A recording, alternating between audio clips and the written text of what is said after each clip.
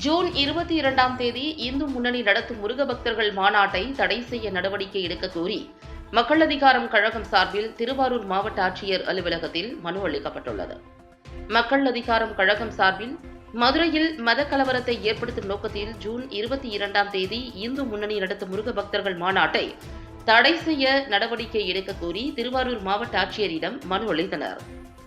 இந்நிகழ்வின் போது மக்கள் அதிகார கழகத்தின் மாவட்ட பொருளாளர் முரளி தலைமையில் மாவட்ட செயலாளர் ஆசாத், இணை செயலாளர் லெனின், தீக நகர தலைவர் சிவராமன், விடுதலை சிறுத்தைகள் கட்சி மாவட்ட பொறுப்பாளர் சீமா மகேந்திரன், விவசாய சங்க நிர்வாகிகள் பக்கிரிதாஸ், மோகன் மற்றும் மக்கள் அதிகாரம் கழக நிர்வாகிகள் உடனிருந்தனர். வருகின்ற 22ஆம் தேதி சங்கம் வளைத்த தமிழ் வளர்த்த மதுரையில் இந்து முன்னணி சார்பாக முருக பக்த மாநாடு நடத்துகிறார்கள்.